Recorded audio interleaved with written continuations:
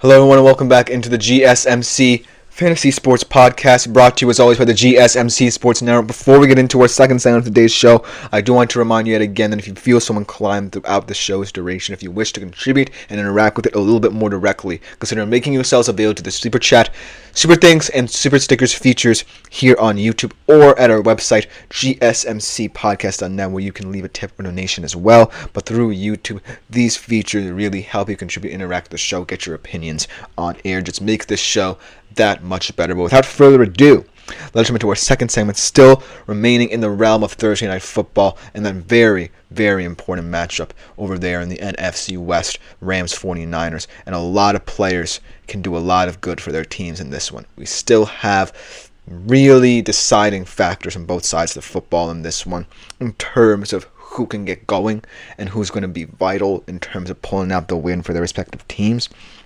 And it's translating onto these prop bets, because I do feel like the betting market is kind to both of these teams, because looking at both of these teams, it's clear to see who are going to be the standout options when you're betting on this matchup.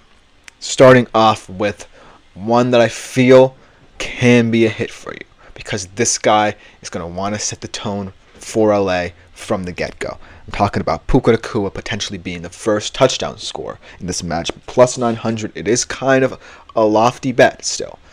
But the reason why I think Puka Nacua can set the tone early in this game for the Rams, should they get the football first, is because he's going to want to occupy unusual spaces for someone who really has an undefined position in McVay's offense. He moves around a lot in their alignments. He's not necessarily a slot receiver, but he can be dominant over the middle of the field because of a spectacular 50-50 catcher of the football.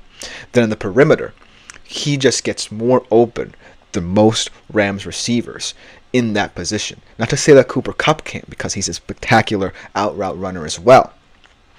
I'm looking at Puka and how he aligns along the football field in this offense. He just moves around so much that I feel that if the Rams get the football first, they're going to want to set the tone with him, because he's the more difficult, I believe, of the two in terms of deciding how to defend him.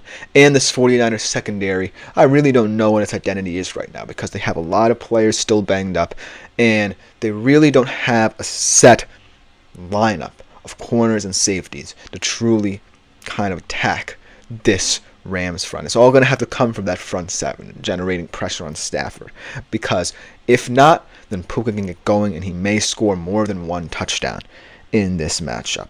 And then the 49ers side of things, when I think about important players in this matchup, vital players in terms of trying to pull off this upset win, well, technically not an upset even though they are favored, but in my mind, it will be an upset of sorts. How about George Kittle? Let's talk about him and his importance to this football team. Out of all different tight ends in the National Football League, I don't think you can find a bigger, more physical threat in all aspects of what a tight end needs to do than George Kittle. But this season, for some reason, while he has had impactful moments, I feel like the 49ers are shying away from truly bringing him into football games. And he's going to have to do it in this one to try and spoil the Rams' fun, because George Kittle, out of anyone who can fix the 49ers' red zone woes, it's him. And I feel the way you do that is get different receivers moving. Say, for example, Jawan Jennings on late downs, Deebo Samuel on early downs, to really stretch the field.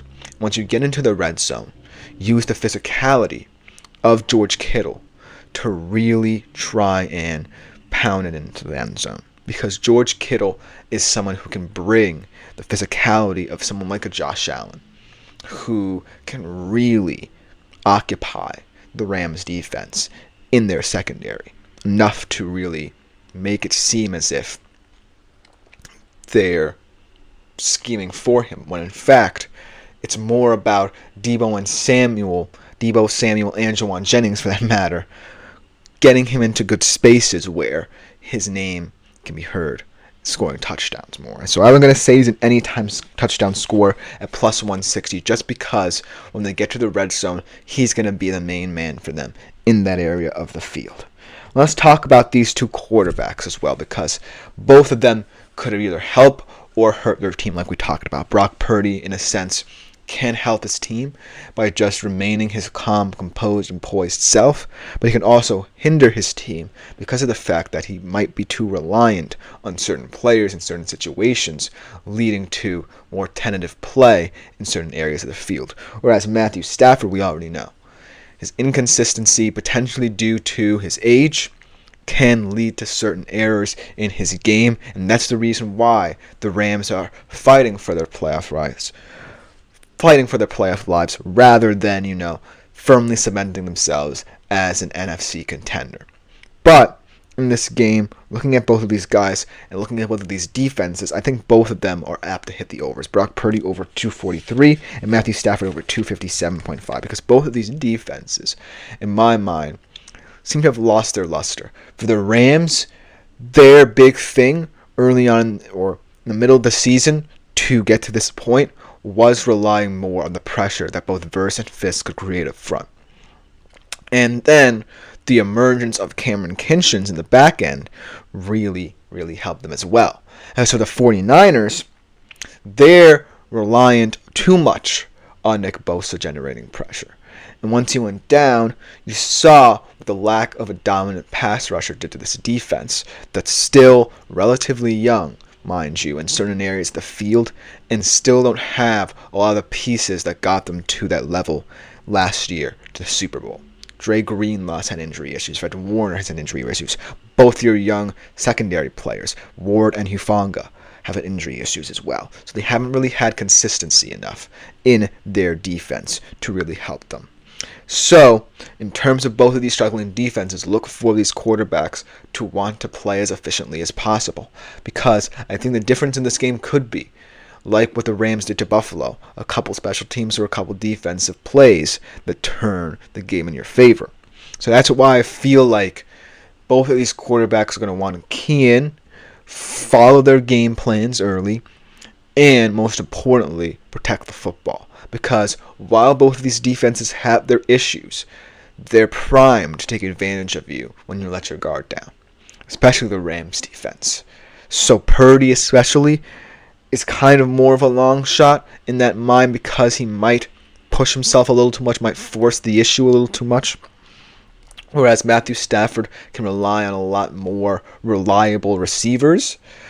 But I think that both of these defenses can get got in this one, and both of these quarterbacks are competent enough to do it.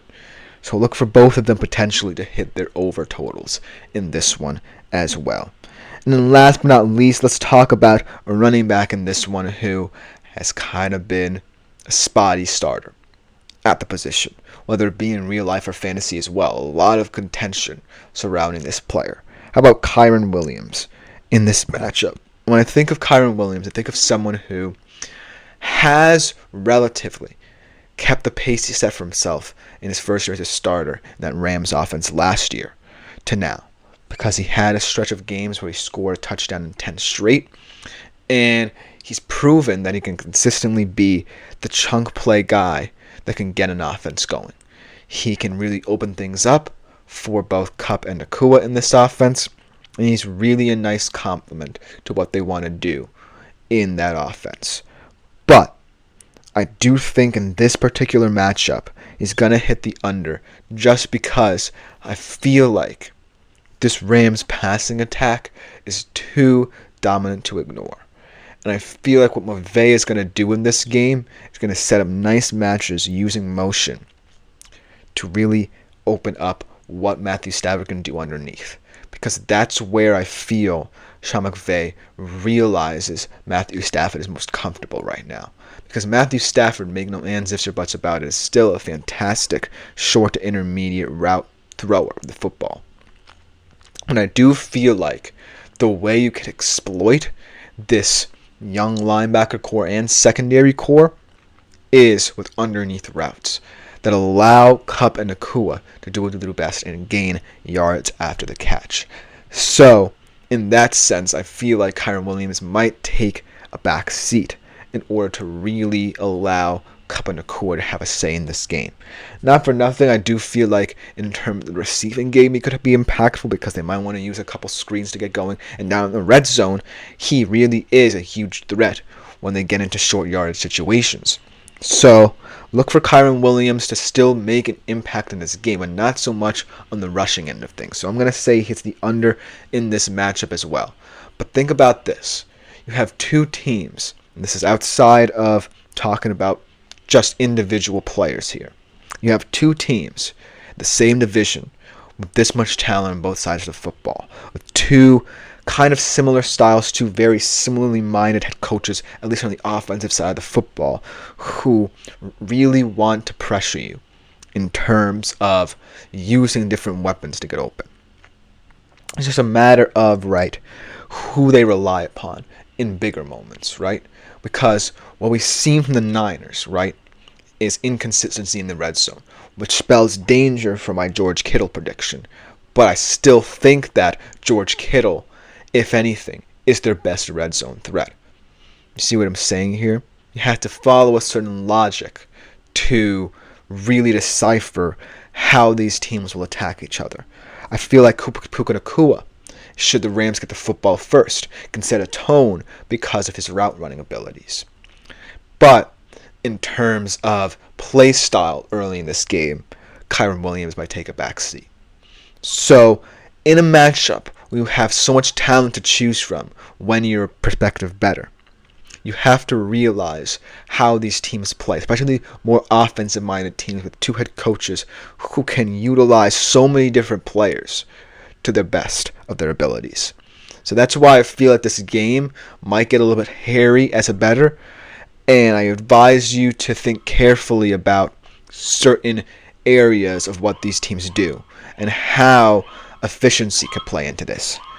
But I do think this is a fun matchup in the NFC West that I'm going to be watching very passionately as a Seattle fan.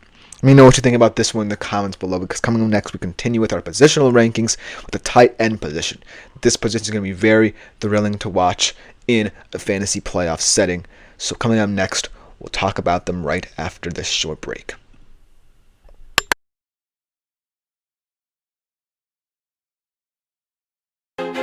Looking for your daily fix of